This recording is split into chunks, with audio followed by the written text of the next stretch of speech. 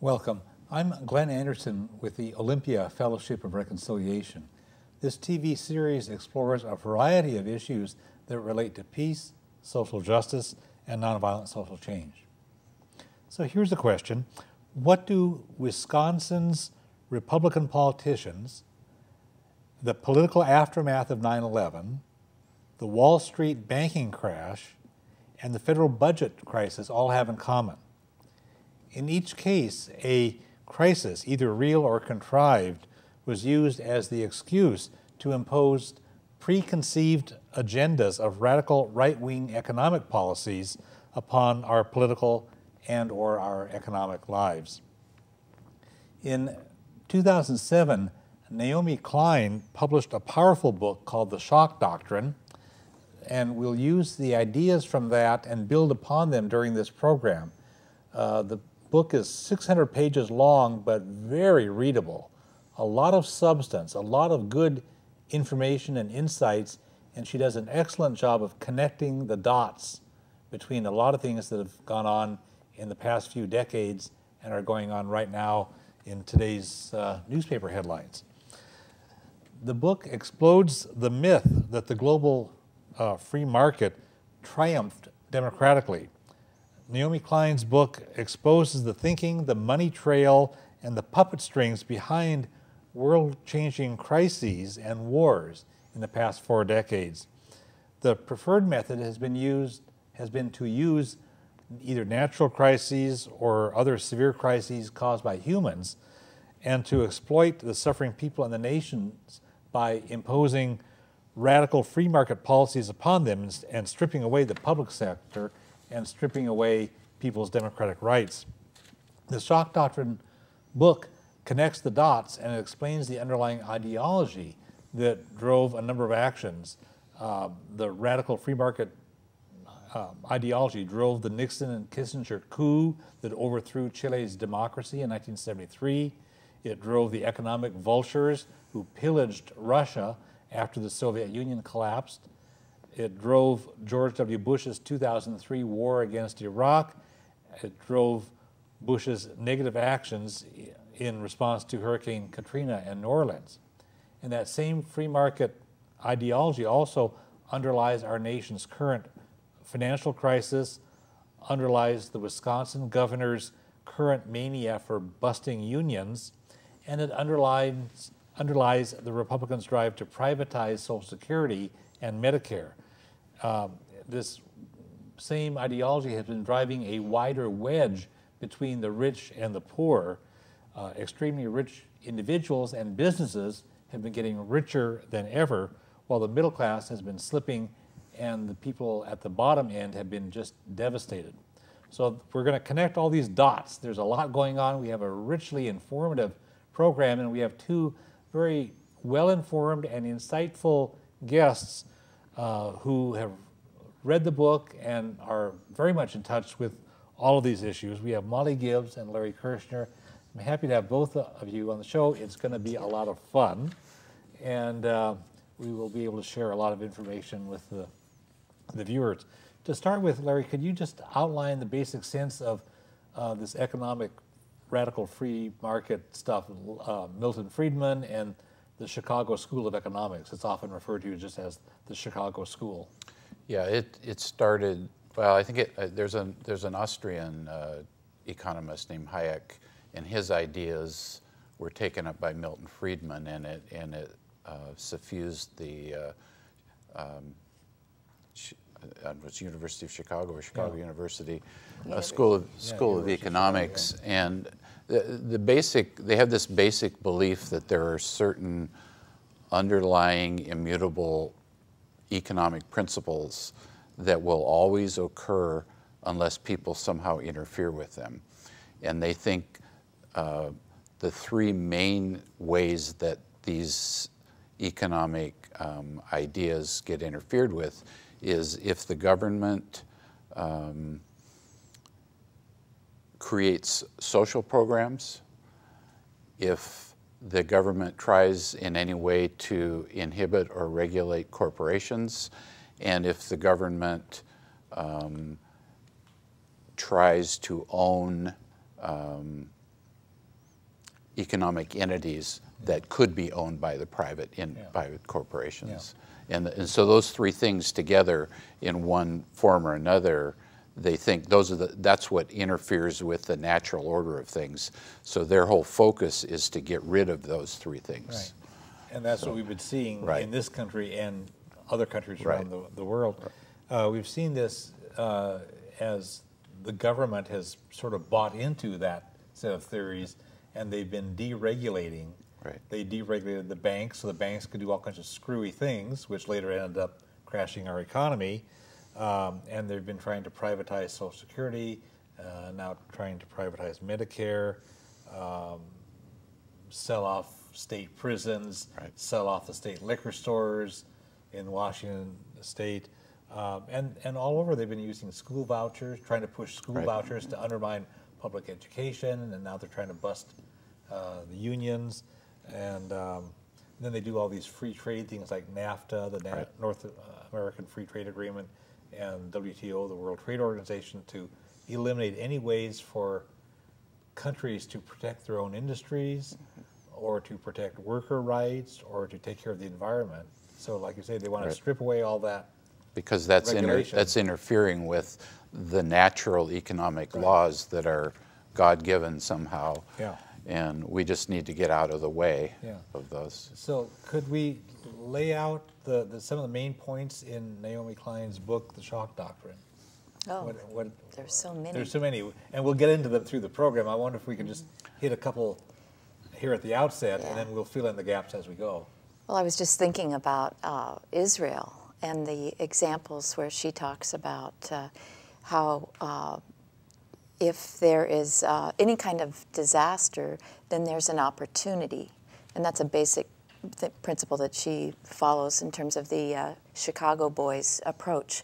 So if there's the opportunity, I was thinking of with the Lebanon War, actually in terms of what Israel did, they experienced the dot-com crash. Most of their economy was very focused on technology. They were incredible, high-tech, culture.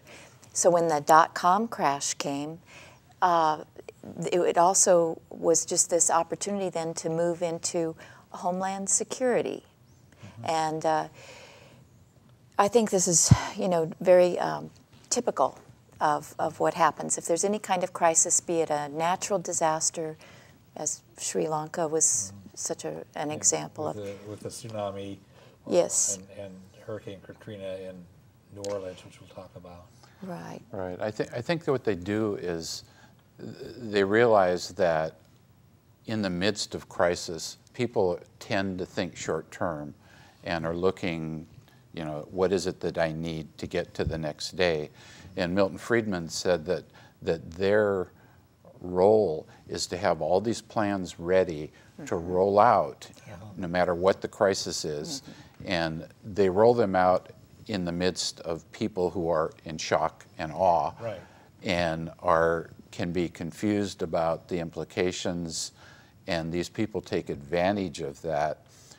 And they claim that whatever it is that they're rolling out is meant to deal with whatever the particular crisis is. But in most cases, it actually has nothing to do with what the crisis is. It's just another way to get their ideology Yeah. in place Right. so that they can take control of the natural wealth of people.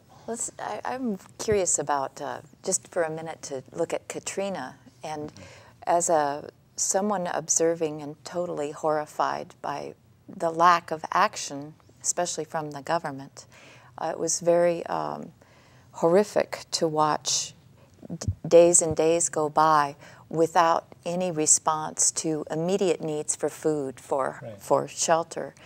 And that was actually quite deliberate. Right, yeah, people thought this is Bush being incompetent. It actually was his agenda. Exactly. Right. Was the government should not help Intervene. people. Right. The government should not help Right. people. You take advantage of that crisis to roll out those Exactly. policies. And so they demolished public housing, including public housing that had not been damaged by the Yeah. hurricane. Right. Right. And they wiped out the public school system, and they went Charter. to charter schools. And so they were able to destroy the teachers union and You remember, all of that you stuff. remember everybody was aghast when Bush said to the head of FEMA, "Good job, Brownie." yeah. And everybody thought, what is he talking about? Yeah. But in fact, he meant what he said Yeah. Yeah. because they had done exactly what They were was supposed to. prescribed Which by was- this which was nothing. crisis capitalism. And then what they've done now Right. in the lower Ninth Ward and these other areas that had been black and poor is they wiped all that and they're rebuilding it for white, rich tourists. Right. So it's all gentrification, and it's so they're getting what they wanted out Right, of it. right. Milton Friedman himself looked at Katrina and said, "What a great opportunity Opportunity. we have here." Yeah. They saw that as Right. as an So opportunity. part of one of the recurring themes here that we'll probably be talking about is they like to have some kind of a catastrophe, some kind of a disaster. In fact, her subtitle here is about disaster capitalism. They like to have some kind of a disaster so they can have a clean slate. And so you, like with Katrina, they just bulldozed as much of New Orleans as they felt like. And in Iraq, they destroyed as much as they possibly could so they could have a clean slate and rebuild. Well, I like to especially Iraq, I always like to emphasize that the way this sort of capitalism works is it's destroy, rebuild, destroy, rebuild. It's Yeah. cyclical, and that's built into it. So corporations get incredibly wealthy Right. because money may be lost, may be missing. They bomb everything right down to nothing again, and then the companies benefit because they get to rebuild it. And it's the same companies. Right. So, Right. so many of these companies that are doing the quote rebuilding, Halliburton and these others, are actually war profiteers. They're supplying the war, Yep. and they're also supplying the rebuilding, so that they're in at both ends, Right. and they just cycle it through. Can you tell us something about Chile? Chile has a long history of democracy until Salvador Allende, who was elected in a full, free, fair election, wanted to make sure that the people of Chile derived the benefits from their mineral riches. They have great copper mines and other mineral riches, instead of having the United States suck Yeah. the wealth out of there. They had 140 years Yeah, of it was democratic amazing. government, and then the other September 11th, which was September 11th, 1973, Yeah.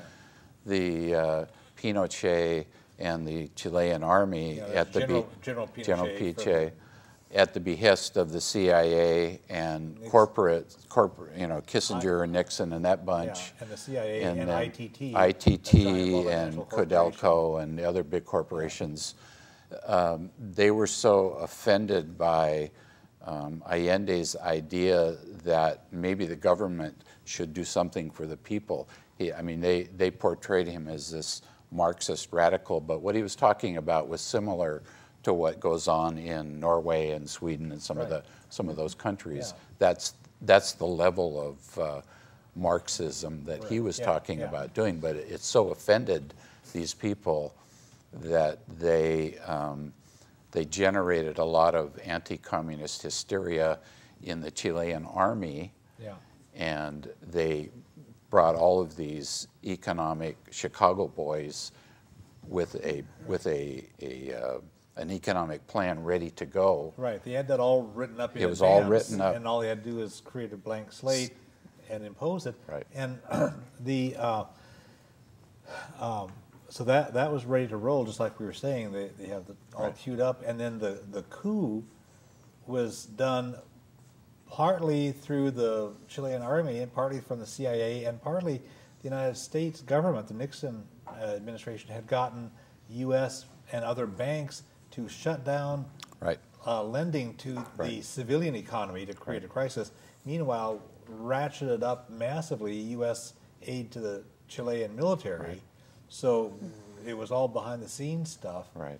And then when the people of Chile were upset, which rightfully so, they hauled tens of thousands of them into like big soccer stadiums and they tortured people and they slaughtered people and they just had this horrible repression that went on for many years. Yeah, I think Pinochet was in charge 17 years. Yeah, I think something like that, yeah. Yeah. So it's an amazing case study, and that was the first time that whole Chicago School of Economics, Milton Friedman approach to economics was Right. put out there. And if you just look at it with just what we just said, there's a lot of people who claim it was a triumph of capitalism. Yeah. But what they don't talk about was the fact that when Allende was first elected, the unemployment rate in Chile was 3%. Yeah. Yeah. By the time they were done with about 4 years of this disaster capitalism, the unemployment rate was 30%. Mm-hmm. The hyperinflation had destroyed any hope for savings or anything in the country. It totally ruined the country, but there was a small percentage of the very wealthy who got even more wealthy, Right. picking the bones out of the economy. That's Middle the class, common poor got Right. totally denominator. devastated. Right. Oh, yeah. So the picture was shown. This was wonderful economy, but it was only a wonderful economy for those very rich at the top. We see that again and again. That is the pattern. Right. It's reading that, I think, was the most horrifying experience. To think that thousands of people were just slaughtered. It's just beyond belief that was perfectly acceptable, and there was no accountability. And this has continued and continued in so many countries. My overriding response to reading that a few years ago is an underlying uncomfortable belief that that's what's coming here. There's a pattern where they do some of these things in other countries, and if they get away with it, then they bring it home. Right. And Yes, we're seeing yes. some of that. It's like an experiment out there, Yeah. and then they bring it I home. think it's important to make, we're talking about connecting the dots. I think it's real important to be looking at the FBI repression, the people. We have a wonderful man in our community. They keep trying to deport him. Some ridiculous agenda behind that, I'm sure. But we are seeing, since the Patriot Act, we are just seeing more and more infringements upon our own security. And when we look at, this whole business, the business that has kept the Israeli economy flourishing is all based on numerous different ways with wonderful Orwellian titles to create systems. They're purchased around the world. Right. People globally, Canada, Britain, all over the world, countries buy these systems to protect their corporations. Surveillance Yep. cameras, computers that will kind of take a look at your eyes and find out if Facial you're recognition a terrorist or systems, not. yeah. Just all this, kinds of stuff just like this that. morning, what was it? Verizon? No, Apple. You buy a iPhone, and the iPhone tracks wherever you are. Yeah. And it for at least a year. It's a year program for at least 1 year. You buy one of those, and you're going to be followed everywhere. So this pattern of the economics they did in Chile has been repeated in a number of places. I think people watching the program might remember what happened when the Soviet Union collapsed and Russia and other countries spun off as independent countries. And in Russia, all their state-owned businesses got privatized. They got sold off, and the people who bought them were the people who were politically connected. So it was old Russian big shots who became super capitalists. Right. And they made billions and billions of dollars, and the ordinary people of Russia were just plunged into poverty. Right. There's massive unemployment, alcoholism. Yeah, yeah. all that stuff is Yeah. worse. But the super rich, and in that case, it was like the Chicago School of Economics, but these have to be consultants from Harvard University. Right. That the United States sent there. So the United States did that in the guise of bringing democracy to Russia. Oh, but it yes. was not democracy, Right. it was about capitalism. Right, exactly. And it's just devastating to that country. When you look at this, it makes some of the things you see happen in history make more sense. Yeah. I think of the Polish solidarity. The workers in Poland Yeah. rose up and threw out that whole system. And then you look at Poland a few years later, and it's basically crushed. And you look at South Africa, Right.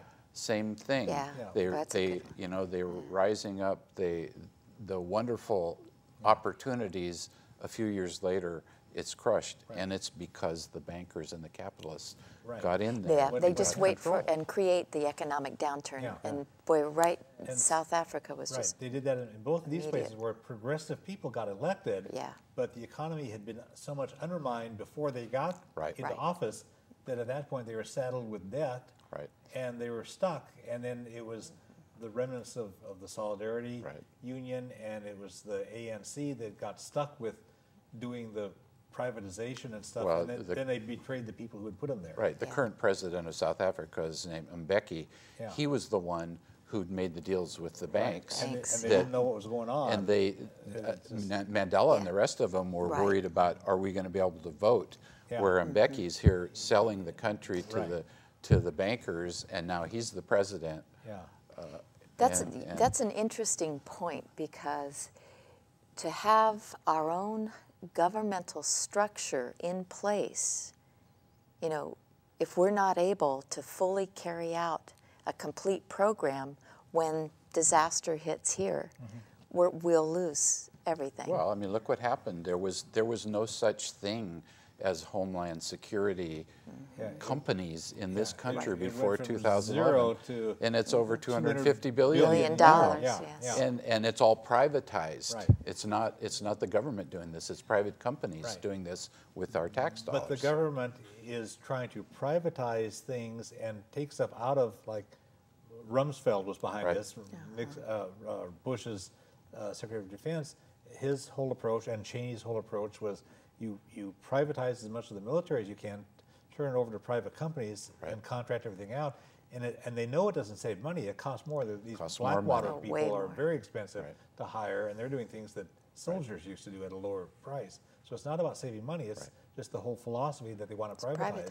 privatized. And so these companies are making money just because they're private companies. Right.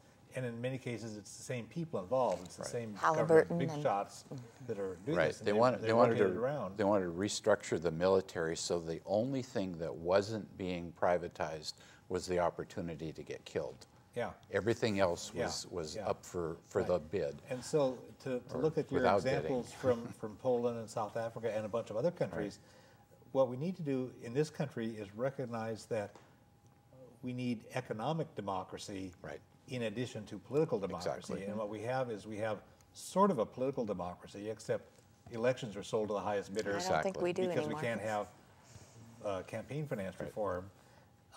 But we have a little bit of political democracy, but we have very little economic democracy. And when they put this out for public consumption in the news media or politicians' speeches and the rhetoric, it's like, oh, we're going to bring democracy to those countries. And we're not. We're bringing capitalism Exactly. in that very harsh, brutal Shock kind doctrine. with the shock doctrine and all of that. Right, and they're not even true to their own principles. They say they want the free market, but really what they want is the government.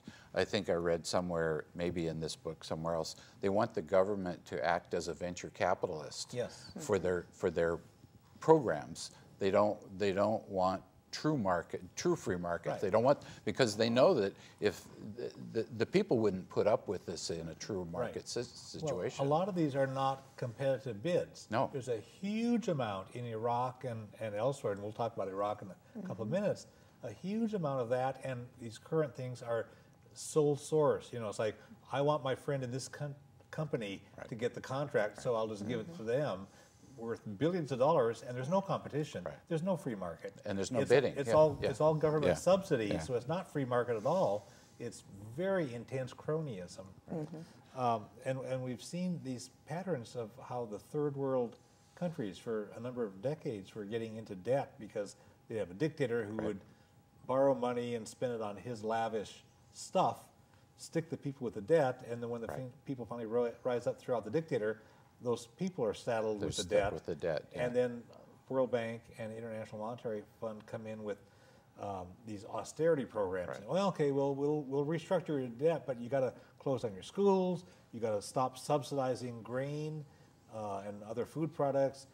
You got to cut back on healthcare costs. And I mean, The three principal things that the Right. Chicago School. But if you look back historically, the UN, the International Monetary Fund, and the World Bank were all started roughly at the same time at the end of the Second World War.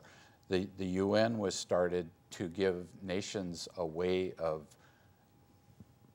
talking together short of war, solve their problems.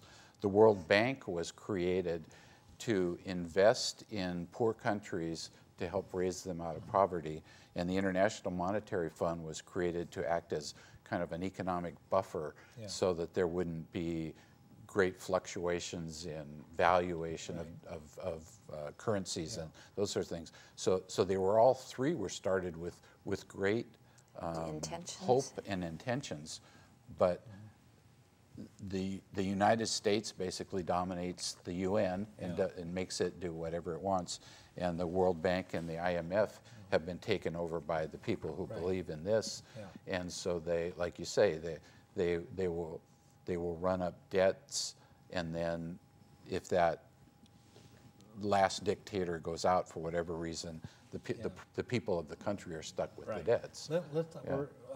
We're running a bit late, but I want to make sure that we get plenty of time to deal with Iraq. You had done some really great research. You put together a series of slides and some principles. I want to just lay out a bit of background for people. Iraq had absolutely nothing to do with the attacks on September 11. But right after those attacks, Dick Cheney said, "Oh, we have to go to war against Iraq." And people went, "What? What's going on?" You know, it must be coveting thy neighbor's oil. War for oil. But that's part of it, and the rest of it is what you're going to be telling us about. Tell us about what Dick Cheney's motives were beyond the oil, and the rest of the agenda for this. So let's talk that through. I think the agenda for Iraq was all about privatization. Again, the capitalism certainly had nothing to do with democracy. So what happened was they sent Paul Bremer to bring about complete change. And I think it's important to note that Iraq had the most wonderful medical system. Larry and I were talking about this earlier. People from all over the Middle East would go to Iraq for health care. They also had a free education system, and it went all the way through university. Everyone got a free education. And they had women's equality. A huge number of women were doctors, engineers, well-educated and professionals. Women had real equality there, but not anymore. Well, I mean, the ways in which we've destroyed that country are just beyond belief. So some people are very aware that for 10 years prior to this war, we had already killed millions of Iraqis, and much of that came about through the first Gulf War. And the sanctions. The sanctions were deadly. How many? A million children? Roughly a million, yeah. So on top of that atrocity, we set about sending Mr. Bremer in, and Bremer's one of many who should be imprisoned for what he did. And he was Bush's appointee from the Coalition Provisional Authority. CPA. The temporary government. And basically what Bush had done is he appointed him basically to be the dictator over Iraq. There was no democracy whatsoever. He could make up the laws. He could make the decisions, and what he said goes. He was pretty much the absolute dictator over So Iraq. what I was going to describe about Bremer, he did that through orders. There were at least 100 orders, and then there were memoranda beyond that. But what the guy did was he, in about 2 weeks, he did most of the unraveling of the government. And then within the next 5 to 6 months, he completely destroyed the government from top to bottom. So the first order that was in place was called the de-Baathification of Iraqi society, and it was extraordinarily stupid and short-sighted. And this is referring to the Ba'ath Party, which was Saddam Hussein's I'll explain. You got that, okay. Yeah. So the idea, he did this under the guise of destroying the party that Saddam Hussein had led. And under that guise, he took away the top 3 layers of the government. So all of the hospital personnel, university personnel were wiped out. And 120,000 very critical professionals were laid off. So you think about people who are essential to running your sewage, your water, your electricity, skilled laborers, very critical people were all laid off. And the Ba'athist loyalty, was used to manipulate the people to mask the real goal of privatization. We know that Iraq lost not only water and electricity in their power systems, they lost the way to access the people who knew how to keep them going, and that's really critical. So it was interesting, 5 months later, it was such a disaster, Bremer was forced to amend that first order. And what he then did was he created like Order 94, and he did a case-by-case review. So he desperately needed people to come back and fill those positions, but he did it on a case-by-case basis. I mean, this feels so familiar to me. This is just the way things would be happening here. The second order was the dissolution of the Iraqi army. And this was really just as stupid. One of I think the fellow who spoke out was an assistant or a deputy ambassador from the Defense Intelligence Agency here. And he said that originally all of the military was to have continued receiving their pay, and they were not to lose their pay. And he said, the analyst said, we should carefully screen the Iraqis because they would do the work much better than any U.S. force would. In other words, alluding already to the danger of having an occupying force. Just from the start, this is a stupid thing to do. So 500,000 men were laid off. They were laid off and they were sent home with their guns. Right. Yeah. Right. So Yes, they were. These guys, they got laid off, and they go home with their guns, and they're angry. Right. Does this sound like a problem coming? Right. So the unemployment. Why would the people? Right, rebel? Yeah. Yeah, unemployment was 50 to 75%. So right now we have 20% unemployment.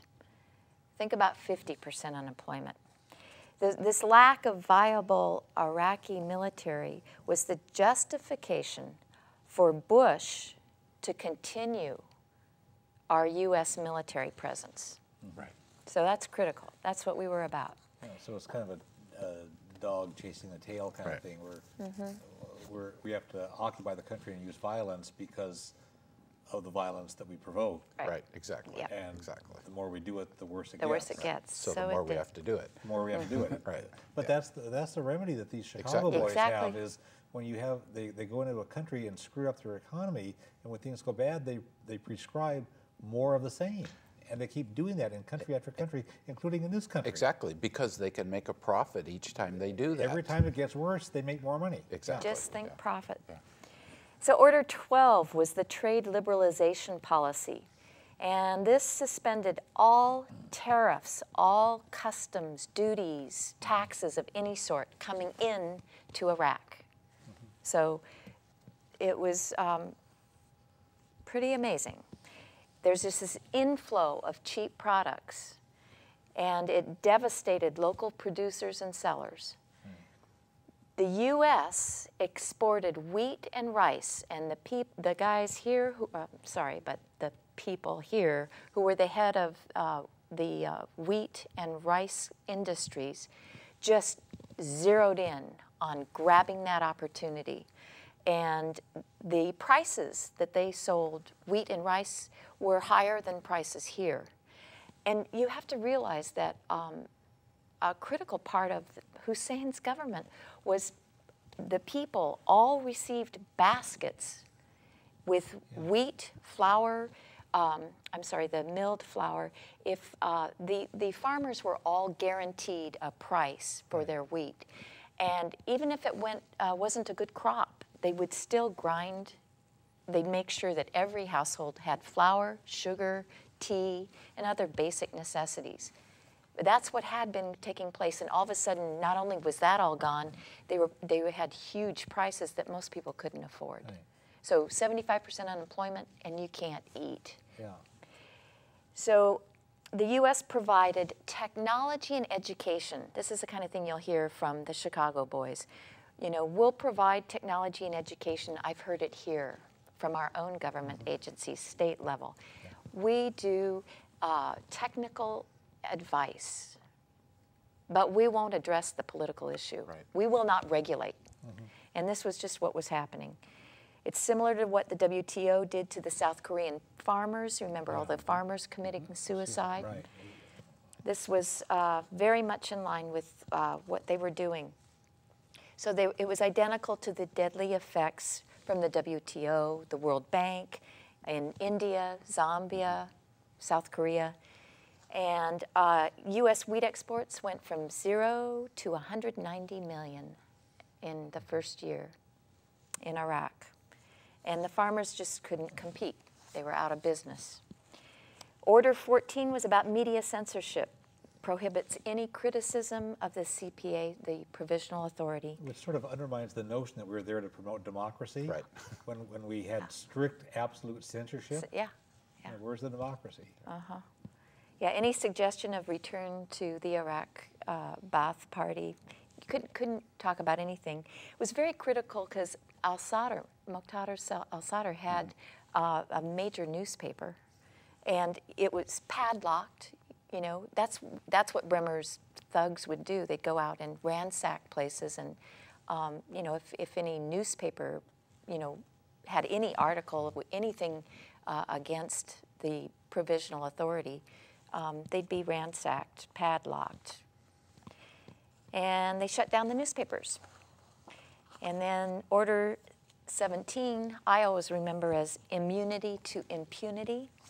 It granted full immunity from all Iraqi laws. So any corporation doing business now in Iraq, there would just be complete immunity from any Iraqi law. Diplomatic immunity applied to 150,000 U.S. soldiers and those who were serving at Abu Ghraib. You would remember, Larry. No soldier found guilty of committing illegal acts. So Abu Ghraib, I was thinking about that they couldn't be tried. They could no longer be tried by Iraqi courts. Right. And foreign contractors, of course, were free from income taxes. The 40th law, the bank law, allowed foreign banks to purchase up to 50% of an Iraqi bank. So Morgan Chase moved in, bought up a chain of 14 Iraqi banks, and 1 year later, any organization, corporation could go in and purchase 100% of Iraqi banks. So I think that's probably enough of... Yeah. Gives you the it's idea. Amazing. And I know that you have other information because we looked at this before the program, but it just goes on and on and on, and you wonder, so why are the people mad at us? Why would they try to shoot at us? Why would they try to get us out of their country? I was always struck by the fact that of all the laws that were on the books under Saddam Hussein, Bremer left one law in place. He got rid of every single other one. The one he left in place was to prevent people from forming unions. That was the only one he left on the line. As we mentioned a few minutes back, A number of things that happen in other countries are sort of like experiments, and then they try and bring this home. And what we're seeing in this country is a lot of this radical free market mania, emphasis on school vouchers instead of our public schools that serve everybody, where the elite can do their thing. And they're trying again to privatize Social Security. The Republicans in the House are now trying to privatize Medicare, where instead of an efficient Medicare system, you get a voucher and you're thrown at the mercy of some insurance company, but your voucher won't pay the full cost. So they're going to bit by bit reduce the amount of support for your Medicare until you're just stuck, and the insurance companies can mess you around. And then the corporations can give, and rich people can give as much as they want on elections. So with the Citizens United decision, elections are sold to the highest bidder. That's a free market capitalism thing. And here in Washington State, they've been trying to privatize liquor stores. Now they're trying to privatize workers' compensation, which is a good, efficient, fair system. They've been trying to do that. They're still deregulating banks. The banks that were too big to fail are even bigger. Right. And there's been no effective regulation of the banks, and no accountability. Yeah, no accountability. I think it's very frustrating to watch because here in this state, $5.2 billion could so easily be available through closing tax loopholes. Right. Simple. And you wanted to talk about the wealth gap in this country. Yeah, it's pretty amazing. Going back and looking at Chile and how the wealthy people there made out like bandits. One of the new words that I discovered in the Shock Doctrine book is plutonomy, and that's the economy of the super rich, and it's doing very well around the world. Yachts, luxury who own their own planes and islands and that kind of stuff. Trillions in the bank. So the plutonomy is doing well, but here in this country, there's 400 people who have more wealth than the bottom 150 million people. The United States is second in the world in terms of the discrepancy between the very rich and the very poor. Chile is eighth in the world. Yeah, and they used to be way better. They used to have a vibrant middle class. They did. And the United States used to have a middle class, and we don't anymore. And it isn't an unintended consequence of it's being done deliberately. Well, and they really don't need all these people at the bottom who are being squeezed out by the shredded safety net. These people are just unnecessary. We can get cheap labor from China and Indonesia and whatever else. China has now exceeded the United States in the number of General Motors cars being sold. Right. And General Motors is not making cars in the United States and shipping them to China. General Motors has factories in China to make cars there, and they do more of that than General Motors does in this country. That's because China has bought into this whole thing. Yeah, the communists become super capitalists. The way that this works best is when you have an authoritarian government backing you up, and that's what they have in China. There's something this just really bothers me enormously. When I think about the devaluing of human beings, two things I want to share. One is that you look at the number of people in prisons, and I know this is a huge issue for you, Glenn. Mm-hmm. This country has 700 per 100,000 people are in prison. Most of those folks are black, people of color, detained and jailed for no valid reason. You look at Saudi Arabia, has 45 people per 100,000. I mean, this country has developed a whole economy around prisons. And the whole immigration thing I was mentioning earlier, I was working with a friend, an immigrant, and was at the White Center Homeland Security Office, and it's a disgusting building. It's just millions of dollars, the marble in the bathrooms, and then the way they treat the people, being herded into a room and left for 45 minutes, and it's just very frightening. Well, the United States has about 5% of the world population, and we have 25% of the people in prison in the whole world in this country. Right. Yeah. I mean, what's that tell you? That's a good way to Land of the put it. free. Yeah. Yeah. And we're running pretty tight on time, but I want to make sure that we get a chance to talk about the shredded safety net. And we have in this country, the old AFDC is now temporary assistance to needy families, TANF, and that's very much in danger. Tell us something briefly about that. Well, right here in our state, we had 5,500 people lost their income due to budget cuts, and that meant 1,300 children, not having any money.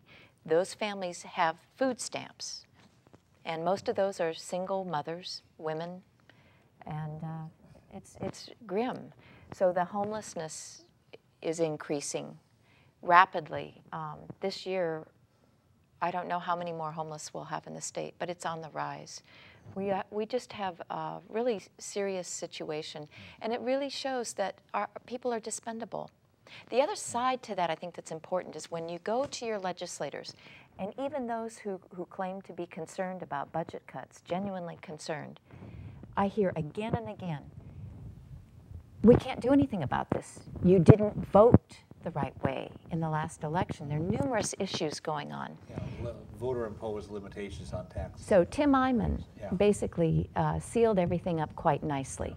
You have to have 2/3 majority of the House and both sides of the House Which means that to instead of change having a majority tax. rule, we have minority rule. A minority We of sure people do. can prevent democracy from happening, and that's what the people voted for. But they get stampeded into this because of fears. It's exactly create a situation where you're in shock and you can manipulate the people to do. Well, this is critical because what we were talking a little bit about this earlier, there's a concept I'm really passionate about, and it's a concept of differentiated leadership. So if I put myself in the legislature, I'm not going to vote for those budget cuts. And it baffles me. How can you do that? What is that fear about? Are they going to kill me if I don't vote the right way? So differentiated leadership means the willingness to take a stand when it's really unpopular. You do it anyway because morally it's the right thing to do. And I realize that people on the far right have a different set of morals than I do. But I still am going to do what I think is right because I'm going to want to protect the people. So I think that until we have leaders who are willing to differentiate, things aren't going to change. That fear thing that we were talking about was really ramped up after September 11 when the Patriot Act was granted through Congress. And what we had was, it was like hundreds of pages long. Congress didn't even read the thing, but these were ideas that had been on the shelf waiting to be implemented. Yeah. And there's this quotation from Milton Friedman from 1982 where he wrote, "Only a crisis, actual or perceived, produces real change." And that summarizes the shock doctrine approach. And then Alan Meltzer said, "Ideas are alternatives waiting on a crisis to serve as the catalyst of change." So with September 11, they said, oh, here's a chance to ram through all these things that the FBI has been wanting and the other people who are against freedom have been wanting, and they've just taken away all kinds of constitutional rights. Congress didn't even know what they were voting for, but they didn't dare not vote for this because they would have seemed unpatriotic or whatever, So this Patriot Act is that sort of thing, and it does a lot of things that are from, there are military manuals about how to do shock and awe and how to do torture and all this stuff. I mean, they've been doing these things. The shock and awe, there was a shock and awe report that the military had come up with in 1996 that was the basis for the 2003 attack on Iraq, and that report proposed the United States military should, quote, seize control of the environment and paralyze or so overload an adversary's perceptions and understanding of events so that the enemy would be incapable of resistance, unquote. So that's a shock and awe, you just overwhelm them. And that's what they're doing here, whether it's on economic things, they want to frighten the heck out of you with budget deficit stuff. And so Obama appoints right-wing people to his deficit cutting commission, and they come back with right-wing proposals because that's who he appointed. Yeah, I mean, look at who he appointed for his outside economic advisor, the head of GE. Yeah. And GE's made hundreds of millions of dollars profit and haven't paid any taxes. Right, right. So that's what we're getting, and so it's really a bipartisan thing, part of the culture of people who are on top, and it just alienates people on the bottom. We could talk about torture. That's part of it. It's in the book. It's in the governmental documents where they actually are promoting torture, and you see torture it's the same kind come of, up over and over again in thinking. Chile, and at Abu Ghraib, and throughout Iraq, and right here. And Bradley Manning is certainly. Yeah, where the guy who believes in freedom of speech and freedom of the press so much that he allegedly leaked documents to WikiLeaks, and the government is torturing him, and the public says, "Oh well, so what?" You know. Right. Yeah, it's just amazing. I want to talk briefly about the U.S. economic crisis since 2007. You know, the Congress and the executive branch have been deregulating banks and deregulating Wall Street and letting them do all they wanted, and they did all these screwy, collateral default swaps and all this kind of wheeler-dealer casino-style gambling on Wall Street, and then they crashed the economy. But they get rewarded for it, and that deregulation is part of this whole thing. And there's not been remedies that deal with the problem. It sort of got brushed aside. And I know we don't have a lot of time, but I don't want people watching this program to think that there's nothing we can do. I think we need to look at what's going on in Wisconsin. We need to look at what's going on in Cairo. We need to look at around the world. And right the here. people are here in Washington State. There were 11,000 people in Olympia not long ago. So people are rising up and realizing their own power, and that's the main way you stop this kind of stuff. And then this is the hinge that gets us into the last few minutes of the program, where we look at solutions, where people who do connect the dots and see what's going on, because part of what they do to overwhelm people is to keep people ignorant, and have people feel like you're powerless. But when you get 11,000 people to march on the state capitol here in Olympia, we realize, hey, we're not powerless. And the people in Egypt figured that out. People in Tunisia figured that out, and those were partly economic-based things. The people were being squeezed by their economies. It wasn't just democracy. It was, It was a it fair was primarily economy. It was a fair economy that they wanted, and the democracy is part of that. And we need both here, and we don't have either one here. So, if people know what's going on, and if they can connect the dots, as we're trying to do here, it really gives us ways to do that. So we're hoping people who are watching the program will say, "Oh, I didn't see it this way before. This is interesting. Oh, now I get it."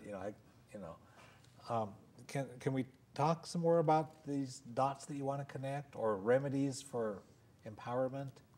I know we talked about some of these on the phone. You talked about people being able to connect with each other.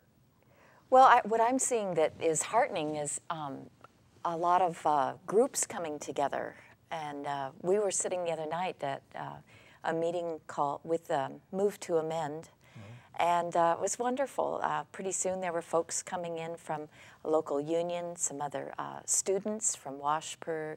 We had just different groups showing up, uncut, different folks. And I think this is what's really exciting, because people were all on the same page and really excited about working together. Feels stronger, much stronger than in past years. And those connections are really important. We have far more in common than we had a year ago. And I think Citizens United is an interesting thing, as people really understand the reason that all these things are happening, and that they're so affecting our economy negatively. As you see people in your community losing jobs, see people who aren't able to go to school, having a student stand up at a local town meeting and talk about my roommate's unemployed, my other roommate is working 10 hours a week, and I was just laid off as a legislative aide. You know, in a few sentences, I had tears in my eyes. Our young people don't have an easy road ahead. Right. So all of us need to be supporting each other. Yeah, I agree. I think it's time, it's past time for more people in the streets. It's one of the few things that gets their attention. And a number of years ago, I talked to Jim McDermott about, I wondered why he hadn't come out against the sanctions forcefully. And he said, give me 100,000 people in the streets and I'll do it. Yeah. We need to force the politicians to do it because it's the people in the street, plus in Wisconsin, it was the Democratic members of the legislature who left the state Right. to keep it from happening. We need the people in the parties and we need the people in the street together to force the issue. These people, God didn't make them in charge. Right. We let them get in Yes. charge, and we need to stop them from being in charge. You remind me that we live right here in Olympia, and I think what's really important is I can go and talk to my legislators. Different than at the federal level, I can talk to any legislator. I'm not limited to just my representatives. I've been doing more and encourage people to do that. Call. There's a hotline, 1-800-562-6000. Follow the bills. There's way too many of them, but some of them are critical. And we need to support people in education. We need to support healthcare, and we need to keep bugging legislators about why they're voting a certain way. One group, I really like what they're doing. You do flyers. Put flyers up when they don't vote the right way and plaster the community with it. Right. There's a lot that can be done, and people connecting with each other is part of a way to avoid that powerlessness that otherwise gets stuck on us. I want to thank Larry Kirshner and Molly Gibbs. I want to thank the folks who've been watching. This TV program has been trying to connect the dots between George W. Bush's shock and awe war against Iraq and the oppressive U.S. occupation of Iraq and the political aftermath of 9/11 and the recent Wall Street and banking crash and the ongoing economic crisis and Wisconsin's politicians and the current federal budget crisis and efforts to privatize everything they can get their hands on. All of these dots need to be connected, and I think we're onto something. If we can pull back the curtain, like at the end of the Wizard of Oz movie, and see there's a guy back there pulling levers and trying to intimidate and frighten people, that's part of our remedy. Naomi Klein's 2007 book, The Shock Doctrine, is part of what we need. The radical free marketeers are promoting more of the same policies that got us into the mess that we're in. We need to stop that. They see militarizing everything as the solution. We've got to stop that. They see cutbacks in the social programs as their solution. We've got to stop those cutbacks. We've got to make sure that people's needs come before private profits. We need to not let them impose austerity programs upon us like they've been doing in other countries. And we need to make sure the rich don't get richer, that we have some economic democracy and spread the wealth around. It's only fair. The gap between the United States' top 1% and the bottom 90% has been getting wider and wider for decades. So we need to work in a lot of ways. The Olympia Fellowship of Reconciliation has a website, www.olympiafor.org. We have a phone number, 491-9093. We can connect people with information and resources and connect people with organizations working on things. If you're watching this TV program on a Thursday night, stay tuned for our documentary series, The Big Picture, which now follows when this program ends at 10 p.m. Thursday nights. This month's documentary is COINTELPRO, the FBI's War on Black America, and it documents the FBI's covert operations to disrupt the civil rights and racial justice movements from 1956 to 61, or to 71. We're all one human family. We all share one planet. We can create a better world, but we all have to work at it. And the world needs what you have to offer.